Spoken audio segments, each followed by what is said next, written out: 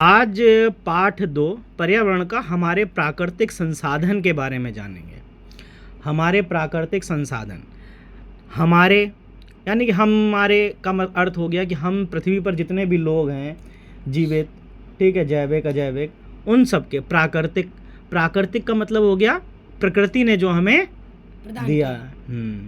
संसाधन का अर्थ होता है कि आपको जो वस्तुएं उपयोग करने में के लिए मिलती हैं उन्हें संसाधन कहते हैं।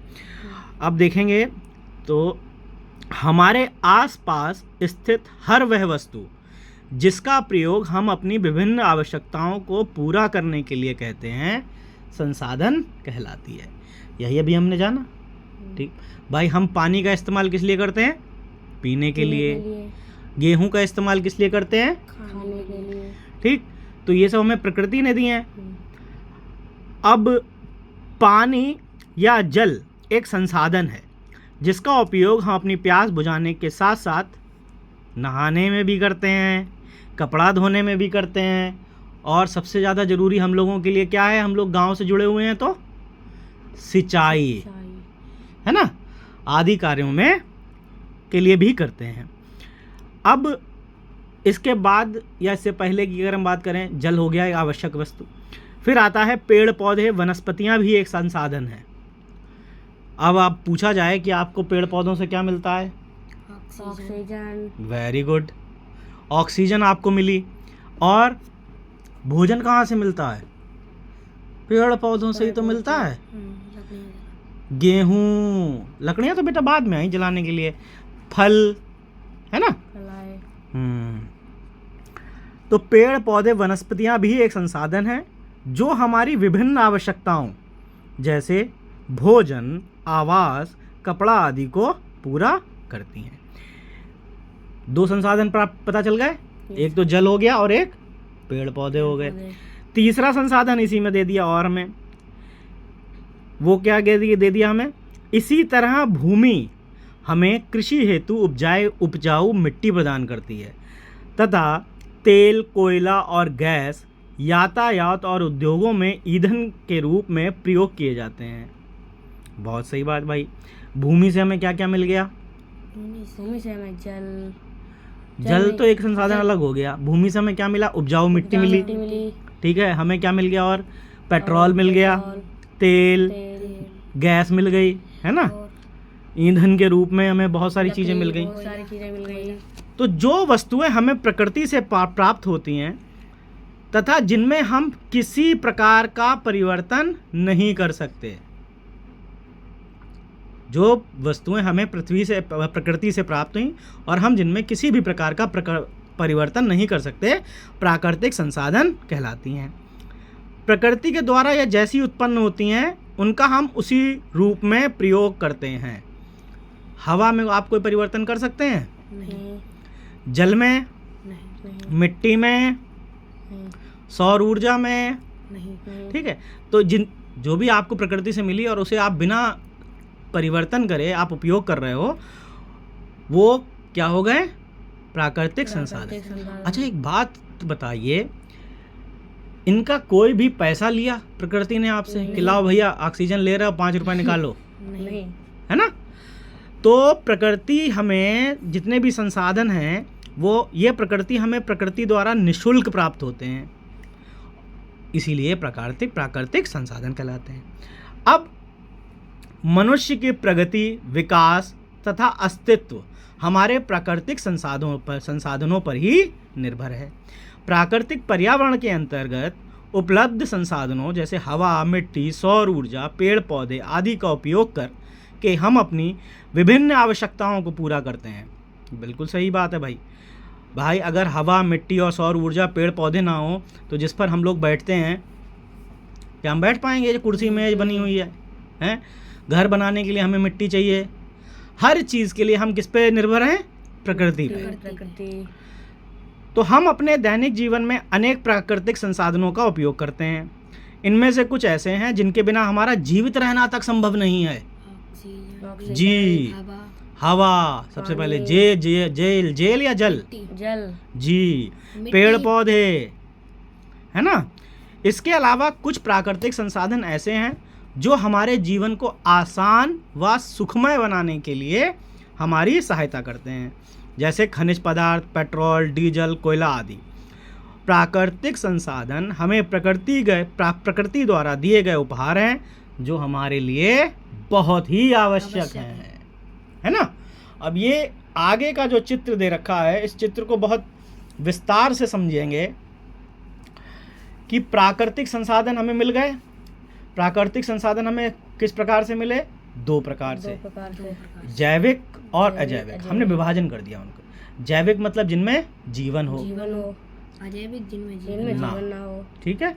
जो अच्छा जीवित, जैविक और अजैविक मतलब जीवित और निर्जीव की क्या विशेषताएं होती हैं? जो जीवित हो, जैविक में विशेषताएं होती हैं जो अपने जैसे संतान उत्पन्न करता है और अपनी वृद्धि करता है और प्रजनन करता है। प्रजनन और वो बच्चे पैदा करना तो एक ही बात होगी ना। सबसे पहले आप देखो, हमने 3 पॉइंट्स बताए थे। पहला क्या?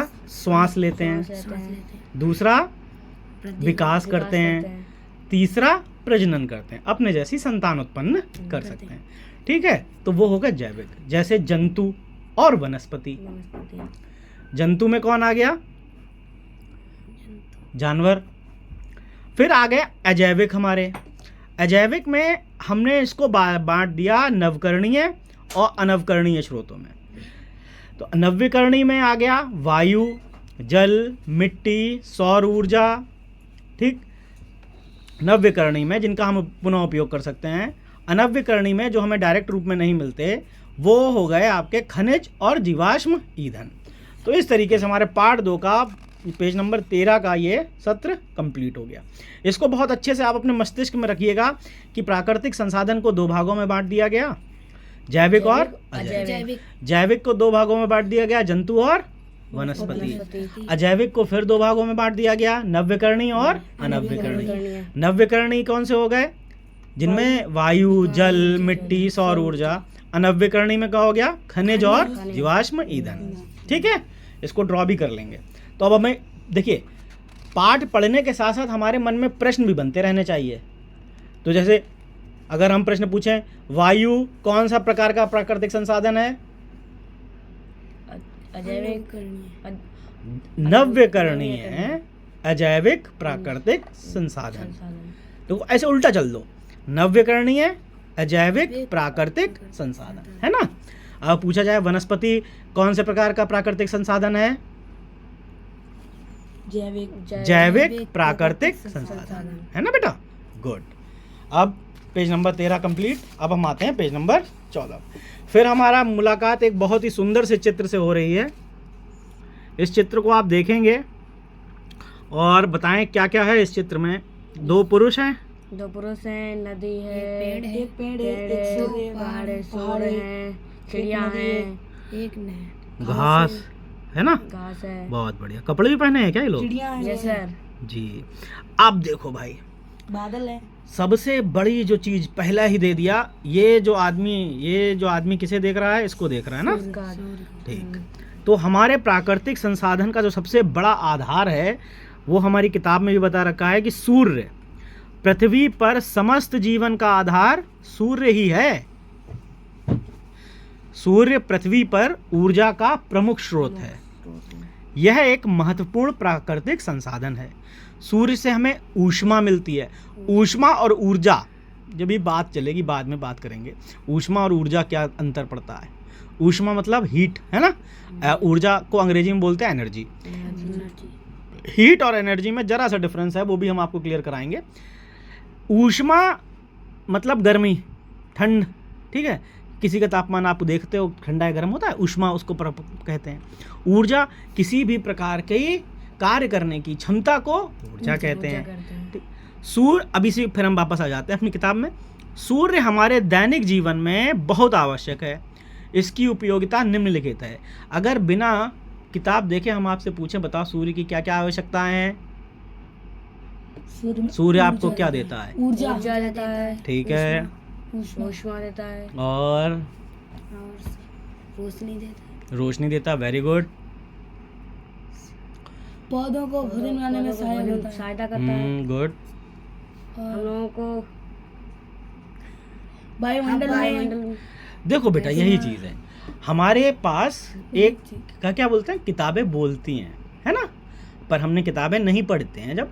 तो अब देखो, ये आप ही की किताब तो बोल रही है, मैं थोड़ी ना बोल रहा हूँ, और बहुत सुंदर तरीके से बोल रही है। बारिश हो जाए, गीला हो जाता है, सूखने, जी, कपड़े सुखाने के काम में आता है। Very good. तो पहली उपयोगिता जो बता रखी है वो श्लोक जी ने बताई है, वही है जल चक्र बनाए रखने में। पानी गर्म हुआ, भाप बना, भाप बनकर उड़ गया, बादल बना, बादल बनकर फिर जमीन पर आ गया, तो घूम फिर के काहे चक्कर ही तो चल रहा है।